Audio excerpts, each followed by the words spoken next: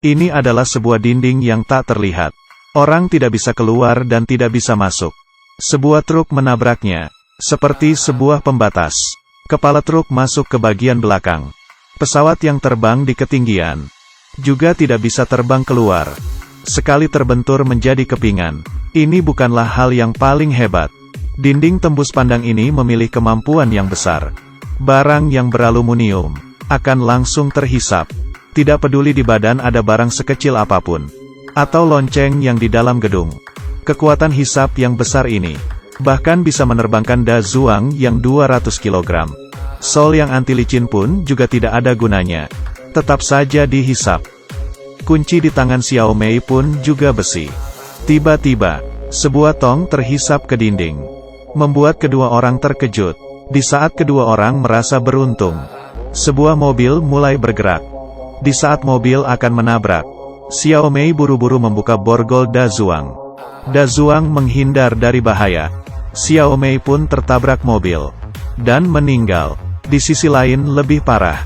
Panci semuanya ditarik. Sekotak pisau juga berterbangan ke arah pintu.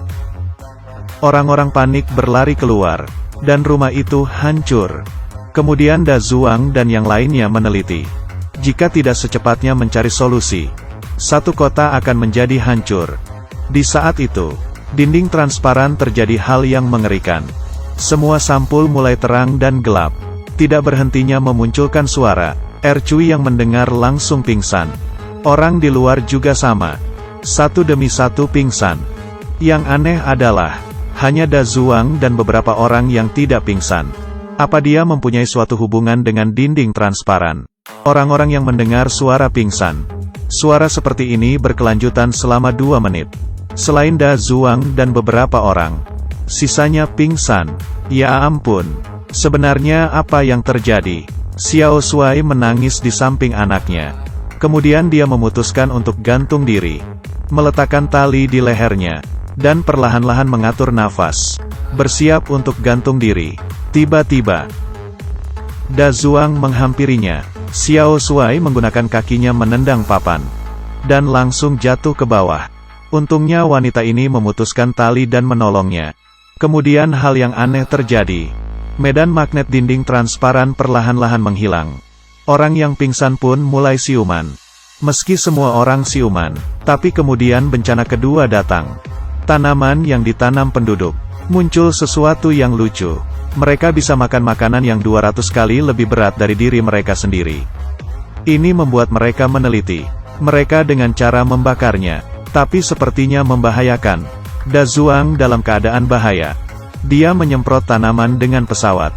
Xiao Mei bertugas memberikan Da Zuang arahan. Karena ada sedikit kesalahan, bisa membuat pesawat menabrak dinding transparan. Tapi di detik terakhir, karena jarak dengan dinding terlalu dekat, sayap pesawat idak sengaja terkikis oleh dinding. Untungnya Da Zuang tetap mengoperasikan dengan tenang. Dan pesawat kembali dengan selamat. Masalah tanaman baru saja terselesaikan. Cuaca langit mulai berubah.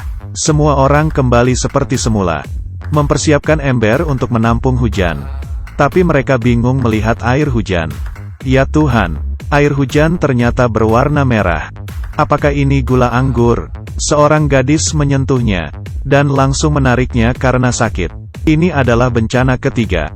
Setelah Xiao Mei meneliti, hal ini disebabkan oleh alga. Kemudian Da Zuang dengannya menyetir mobil ke sumber air. Lalu menyiram obat ke air tersebut. Menyiram selama sejam. Air hujan yang berwarna merah perlahan kembali normal. Dengan cepat masuk ke bencana keempat. Dinding transparan mengubah musim di dalamnya. Semuanya mulai menjadi es. Beberapa anak muda yang penasaran berjalan ke sana. Dan salah satu pria menyentuhkan tangannya ke dinding. Dan area yang dia sentuh memancarkan cahaya biru. Dia bisa merasakan dinding itu sedang bergerak ke bawah. Tapi di saat dia ingin menarik kembali tangannya, baru sadar tangannya terlengket.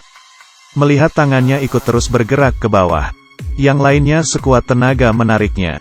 Dan akhirnya tangannya terlepas. Ya ampun. Kalau terlambat selangkah saja, tangan kanannya yang berharga mungkin saja sudah tidak ada. Tidak lama kemudian, setelah dinding memunculkan suara lagi, akhirnya berhenti bergerak. Beberapa orang meletakkan tangannya di dinding, merasakan fenomena aneh. Tiba-tiba, kemudian dinding mulai menyusut dengan cepat, dan tanah terbelah. Kemudian mereka di dalam hutan, menemukan lubang sedalam 50 meter. Beberapa orang mengikat tali, dan sampai di dasar lubang. Ini adalah lubang yang terbentuk alami. Tapi karena getaran yang tidak berhenti, mereka lebih baik kembali ke atas.